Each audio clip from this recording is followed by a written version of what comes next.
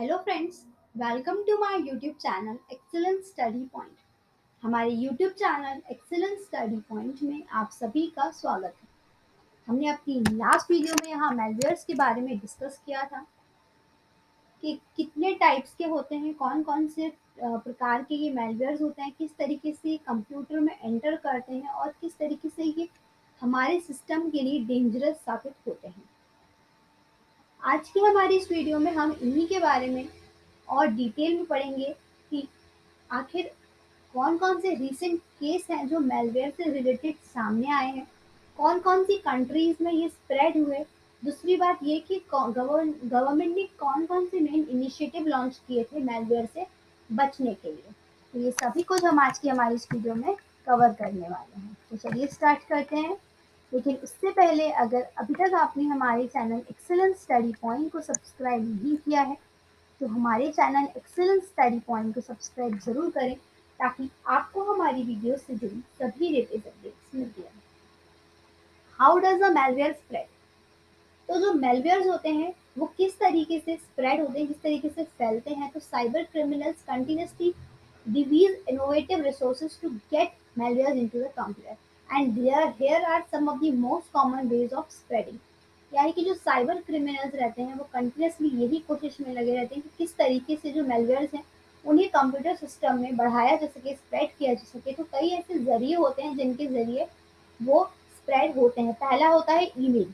Cyber criminals are notorious for including malicious attachments and links in emails। यानी कि cyber criminals क्या करते हैं कि किसी भी तरीके से वो क्या करते हैं, ईमेल जो है उनमें कुछ ऐसे अटैचमेंट या फिर लिंक अटैच कर देते हैं जिनकी वजह से वो मेलवेयर जो है वो आपके कंप्यूटर में आ जाता है। वो कुछ ऐसे रेप्यूटेबल ऑर्गेनाइजेशन या ट्रस्टेड सोर्स की मदद लेते हैं जिनसे डेफिनेटली आप उन मेल्स को खोलेंगे ही खोलेंगे, ओपन करेंगे ही करेंगे। जब आप उन ईमेल्स को ओपन करते हैं तो वो वायरस या फिर आप मेलवेयर कह सकते हैं आपके कंप्यूटर सिस्टम में एंटर करता है। इंटरनेट के जरिए surfing the web may feel like a private activity, but in fact you are exposing your computer to unwanted contact with anyone else who has a computer and internet access। Internet surfing जब आप करते हैं, web surfing जब आप करते हैं तो आपको लगता है कि एक प्राइवेट एक्टिविटी है जो सिर्फ आपको पता है, पर ऐसा नहीं होता। जब आप कोई ऐसी वेबसाइट या फिर ऐड को ओपन कर लेते हैं अपने कंप्यूटर में तो उसमें एक मैलिशियस सॉफ्टवेयर ज़रूर प्रेजेंट होता है, मेलवेयर होता है और उसमें और वो आपके इंटरनेट को एक्सेस कर लेता है और कंप्यूटर को भी एक्सेस कर लेता है। Outdated software. अगर आपका जो सॉफ्टवेयर है वो काफ़ी ज़्यादा आउटडेटेड हो गया है तब भी उसमें मेलवेयर्स प्रेजेंट होते हैं। Malware can crawl the internet looking for vulnerabilities of outmoded software to spread its influence over the computer systems। Malwares क्या करते हैं, इंटरनेट पे वो ब्राउजर या सॉफ्टवेयर देखते हैं जो कि आउटडेटेड हो चुका है, आउटमोडेड हो चुका है और उसी पर अटैक करते हैं। Local area networks. A LAN is a group of locally connected computers that can share information over a private network। Local area network सुना होगा आपने, ये कम्युनिकेशन की एक टर्म है। तो इसमें क्या होता है, लोग क्या करते हैं, इंफॉर्मेशन शेयर करते हैं प्राइवेट नेटवर्क के जरिए। If one computer become infected with malware, all the computers in the LAN will equally become infected। अगर उन सभी कनेक्शंस में से कोई भी एक कंप्यूटर भी इन्फेक्टेड हो जाता है मेलवेयर से तो बाकी सारे कंप्यूटर्स भी इन्फेक्टेड हो जाते हैं। Instant messaging and peer to peer file. यानी कि इंस्टेंट मैसेजिंग या फिर फाइल शेयरिंग अगर आप करते हैं सिस्टम में किसी एक क्लाइंट के साथ या फिर कोई ऑनलाइन एक्टिविटी परफॉर्म करते हैं उसकी वजह से भी आपके कंप्यूटर में मेलवेयर स्प्रेड हो सकते हैं। सोशल नेटवर्क्स के जरिए malware author take advantages of many popular social networks infecting the massive user data network with bombs. Bomb एक तरह का मेलवेयर होता है, इसकी मदद से वो सोशल नेटवर्क को इन्फेक्ट करते हैं, किसी भी सोशल वेबसाइट अकाउंट को इन्फेक्ट करते हैं और उसे हैक कर लेते हैं। पॉपअप्स। पॉपअप्स क्या होते हैं, आप कोई भी वेबसाइट खोल रहे हैं या कोई भी पेज ओपन करते हैं तो आप नीचे देखते हैं कि वहाँ अलग अलग तरह के पॉपअप्स आते हैं यानी कि एड्स आते हैं। अगर आप उन पे क्लिक करते हैं तो डेफिनेटली यहाँ पर कुछ ना कुछ गड़बड़ होती है या कुछ ना कुछ मैलवेयर डिटेक्ट होता है यहाँ पर आपके कंप्यूटर में। अगर आपके कंप्यूटर में इसे स्कैन करके हटाया जा सकता है तब तो ठीक है, लेकिन अगर नहीं हटाया गया, if you attempt to remove the malware as urged, you actually install the malware। अगर आप किसी तरीके से उसे रिमूव करने की कोशिश करते हैं तो वो एक्चुअल में रिमूव नहीं हो रहा होता है, बल्कि वो मेलवेयर कंप्यूटर में इंस्टॉल हो जाता है। इसलिए पॉपअप्स पे कभी भी क्लिक नहीं करना चाहिए। Computer storage media, malware can easily spread if you share computer storage media with others. For example, अगर आप कोई भी यूएसबी डिवाइसेस है, डीवीडी है, सीडी है या फिर पेन ड्राइव है, वो किसी ऐसे इन्फेक्टेड कंप्यूटर में लगा देते हैं तो भी मेलवेयर उसमें एंटर कर जाता है, और जब आप उसी की डेटा को कॉपी करते हैं खुद के कंप्यूटर में, तो ये एक सिक्योरिटी रिस्क है, क्योंकि वो मेलवेयर सेम आपके कंप्यूटर में भी वैसा का वैसा ही कॉपी हो जाता है। Mobile devices, mobile malware threats have become increasingly prevalent as more people use their smartphones and tablets as mini computers, helping malware problems proliferate across additional platforms. कुछ लोग अपने मोबाइल या फिर मिनी कंप्यूटर्स का इस्तेमाल, टैबलेट्स का इस्तेमाल, smartphone का इस्तेमाल करते हैं एज ए कंप्यूटर, तो यहाँ पर भी malware प्रॉब्लम्स अराइज होती हैं, क्योंकि जब आप यहाँ पर ओपन करते हैं किसी तरफ कोई वेबसाइट और पॉपअप्स पे क्लिक करते हैं, तो उन पॉपअप्स की वजह से आपके कंप्यूटर या फिर मोबाइल या स्मार्टफोन्स में, टैबलेट्स में आपके malware इंस्टॉल हो जाता है। Recent case of malware attack, अब यहाँ पर कुछ समय पहले ही malware अटैक का एक केस सामने आया था, और उस malware का नाम था WannaCry। 2017 में there was a massive global ransomware attack. ये ransomware attack था। The attack infected more than 2,30,000 computer, 2,30,000 से ज़्यादा कंप्यूटर और 150 कंट्री इंडिया को मिलाकर यहाँ पर इस अटैक की वजह से इन्फेक्ट हो गई थी। Demanding ransom payment in bitcoin, ये क्या कर रहा था, बिटकॉइन के जरिए पेमेंट डिमांड कर रहा था, और ये 28 अलग अलग भाषाओं में था। अब WannaCry है क्या? तो WannaCry इज एनक्रिप्टिंग रैंसमवेयर और crypto locker type of ransomware. ये एक एनक्रिप्टिंग एनक्रिप्टिंग रैंसमवेयर है या फिर एक क्रिप्टो लॉकर टाइप का रैंसमवेयर है, that is program to attack Microsoft window software. ये क्या करता है, माइक्रोसॉफ्ट विंडो सॉफ्टवेयर पर अटैक करता है। According to some statistics, hackers extorted business and institutions for more than 209 million dollars in ransomware payment in the first 3 months of 2016। यानी कि अगर कुछ बिजनेस एक्सपोर्टेड बिजनेस हैकर द्वारा बताया गया, ये फिगर सामने आया था कि यहाँ पे 209 मिलियन डॉलर से ज़्यादा की पेमेंट 3 महीने में 2016 में की गई थी। The business of ransomware is on pace to be a $1 billion year of crime. यानी कि यहाँ पर क्या हो रहा था, रैंसमवेयर के ज़रिए एक साल में $1 बिलियन यहाँ पर पेमेंट किए जा रहे थे। ये एक्चुअल में क्राइम था, तो ये एक अटैक था कंप्यूटर सिस्टम्स पर।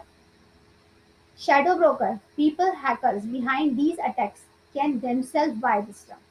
यानी कि शैडो ब्रोकर कौन कहलाते हैं, वो लोग हैकर्स जो कि इस पूरे केस के पीछे थे, जो मैलवेयर के जरिए अटैक कर रहे थे, वो खुद के लिए ये टर्म यूज करते हैं, शैडो ब्रोकर उन्हें कहा जाता है, जो कि हैकर्स होते हैं।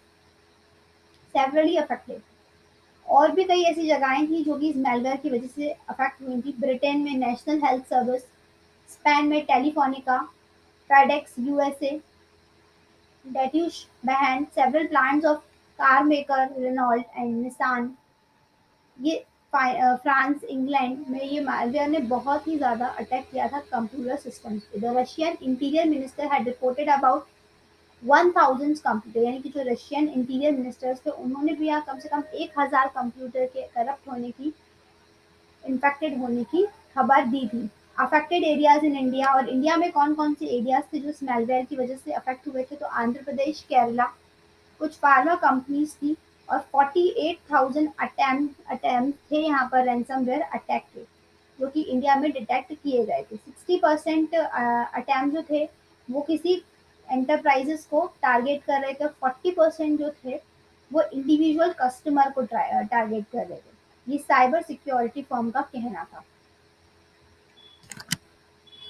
What is the origin of WannaCry attack? अब यहाँ पर WannaCry एक मेलवेयर है जिसकी वजह से ये अटैक सामने आए थे। तो अब यहाँ पर इसका ओरिजिन कैसे हुआ, तो it is set by the WikiLeaks that National Security Agency of USA had these methods to have monitored over subject. This loophole was recently leaked by a WikiLeaks। इसके द्वारा यहाँ पर ये WikiLeaks जो है नेशनल सिक्योरिटी एजेंसी यूएसए के, हैं उनके द्वारा ये कहा गया था, उन्हीं के द्वारा ये लूप होल जो है ये सामने आया था। The same vulnerability of window operating system was used by ransomware, यानी कि जो रैनसमवेयर है उसके द्वारा भी ये विंडो का सेम ऑपरेटिंग सिस्टम इस्तेमाल किया जाता है। Microsoft has release the security patches for the same earlier.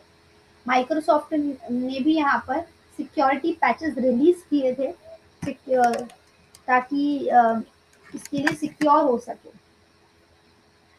What does it do the computer, computer के साथ इसमें क्या होता है, तो सबसे पहले ये क्या करता है, सम वेरिएंट्स ऑफ रैनसमवेयर क्या करते हैं, डेटा को एनक्रिप्ट कर लेते हैं। It is impossible to decrypt unless the user has an encryption key. These are called encrypting ransomware that incorporate advanced encryption method. Advanced encryption standard, ये हम सभी ने सुना है, टेक्नोलॉजी की एक बहुत बड़ी टर्म है ये, जो कि आज रिलेट होती है। एक एन्क्रिप्शन मेथड है, एक असिमेट्रिक एन्क्रिप्शन मेथड है ये एडवांस एन्क्रिप्शन स्टैंडर्ड। तो यहाँ पर जो रैनसमवेयर है वो क्या करता है, वो डेटा को एनक्रिप्ट कर देता है और एक ऐसा कोड या फिर एन्क्रिप्शन की डाल देता है जो जब तक यूजर को नहीं पता होगी वो अपने डेटा को वापस डिक्रिप्ट नहीं कर पाएगा। Another type of ransomware that is frequently circulated is locker ransomware, which locks the victim out of the operating system. इसके बारे में डिस्कस किया था कि ये क्या करता है, हमारी कंप्यूटर स्क्रीन को सिस्टम को लॉक कर देता है, इसे लॉकर ransomware कहते हैं।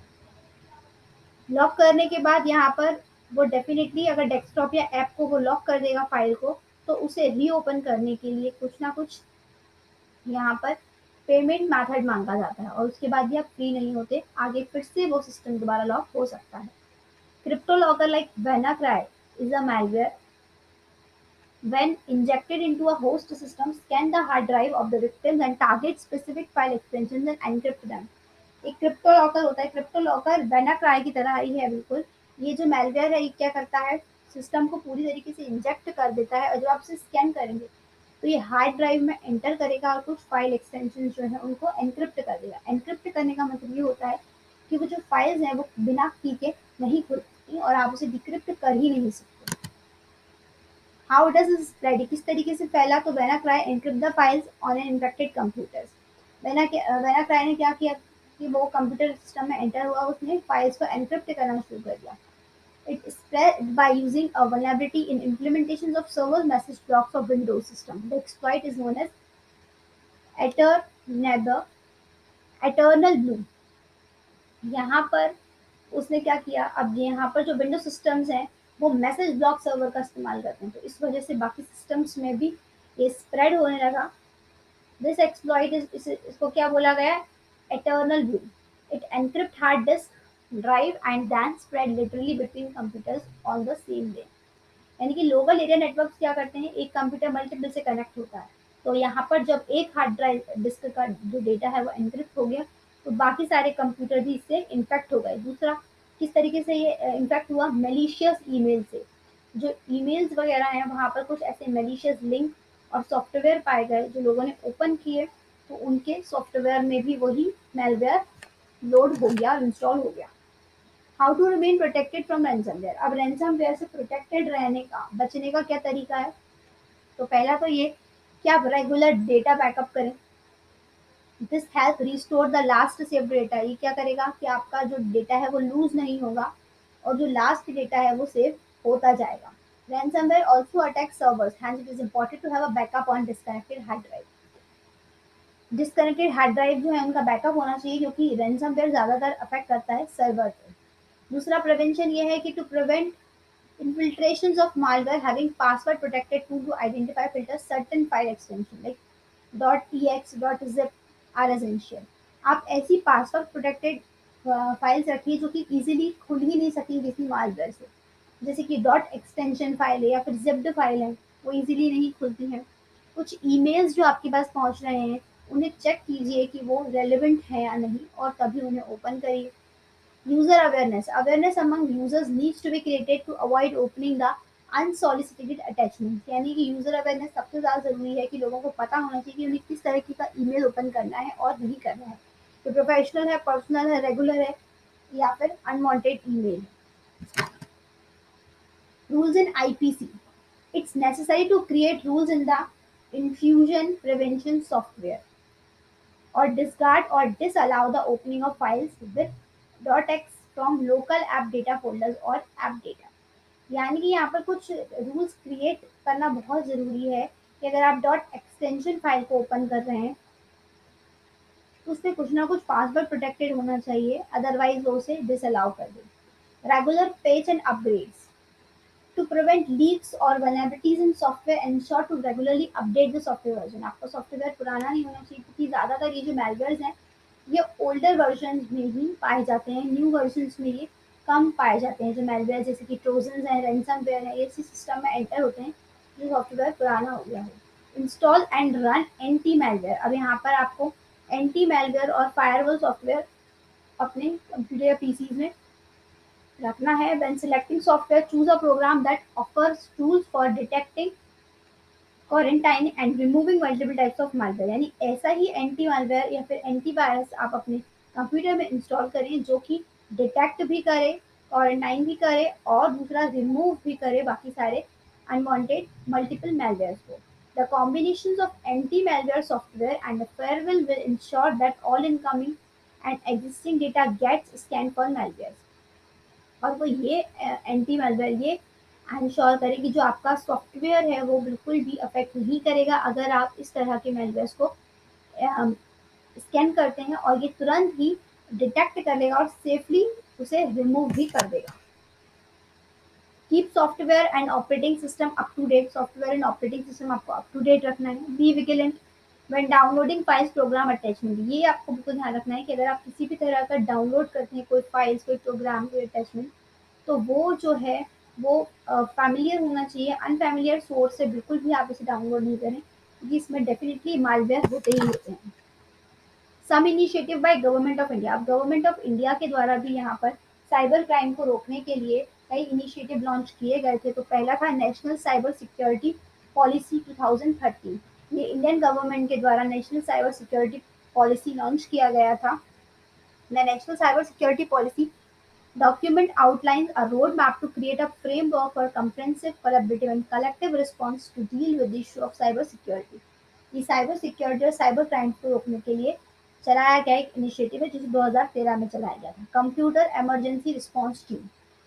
दूसरा खोला गया था CERT, computer emergency response team. इसे डिजाइन किया गया था, ये एक नोडल एजेंसी थी। Coordination of crisis management effort will also act as an umbrella organization for coordination, action, and operationalization of a sectoral। It will also issue early warning। यानी कि ये क्या करती है कि अगर किसी भी तरह का कोई क्राइसिस मैनेजमेंट, पहले ये तो क्राइसिस मैनेजमेंट को मेंटेन करती है, दूसरी बात किसी तरह का अगर कोई भी इशू पाया जाता है तो ये पहले ही वार्निंग दे देती है गवर्नमेंट को। तीसरा है साइबर स्वच्छता केंद्र। साइबर स्वच्छता केंद्र क्या था? Is a botnet cleaning and malware analysis centre. ये एक बोटनेट क्लीनिंग, दूसरी ये malware एनालिसिस सेंटर था, operated by Indian computer emergency response team. इसे Indian computer emergency response team द्वारा ही ऑपरेट किया जाता था। ये गवर्नमेंट ऑफ इंडिया का पार्ट था, डिजिटल इंडिया का पार्ट था ये। इसका ये किसके अंदर वर्क करता था? तो ये ministry of electronic information technology के अंडर ये इनिशिएटिव वर्क करता था। इसका उद्देश्य था साइबर स्पेस को सिक्योर करना, डिटेक्ट करना बोटनेट इन्फेक्शन इंडिया में, और नोटिफाई करना, उसे क्लीन करना, सिक्योर करना आपके ब्राउज़र को, और प्रिवेंट करना बाकी सारे malware से। तो इसका मेन वर्क यही था कि जितने भी टाइप्स के malwares आपके पीसी या सॉफ्टवेयर में प्रेजेंस है उसे रिमूव करना। तो ये जो है ऑपरेट किया जाता था किसके द्वारा? Computer Indian computer agency response team द्वारा इसे ऑपरेट किया जाता था। तो ये कुछ गवर्नमेंट इनिशिएटिव हैं जो कि रैनसमवेयर और malware के रिस्पेक्ट में यहाँ पर लॉन्च किए गए थे, जिससे आपका जो सिस्टम है वो प्रोटेक्टेड रह सके। उसके लिए आपको भी कुछ इनिशिएटिव लेने पड़ेंगे ताकि आप जो वायरस है, malwares हैं, रैनसमवेयर जैसे, वो किसी भी साइट पॉपअप्स या ईमेल्स के द्वारा आपके सॉफ्टवेयर को इन्फेक्ट ना कर पाए। आज की वीडियो में बस इतना ही। अगर आपको हमारी वीडियो पसंद आई हो तो इसे लाइक करें, शेयर करें अपने दोस्तों के साथ, और हमारे चैनल एक्सेलेंस स्टडी पॉइंट को सब्सक्राइब करें ताकि आपको हमारी वीडियोस से जुड़ी सभी लेटेस्ट अपडेट्स मिलती रहें। जय हिंद, जय भारत।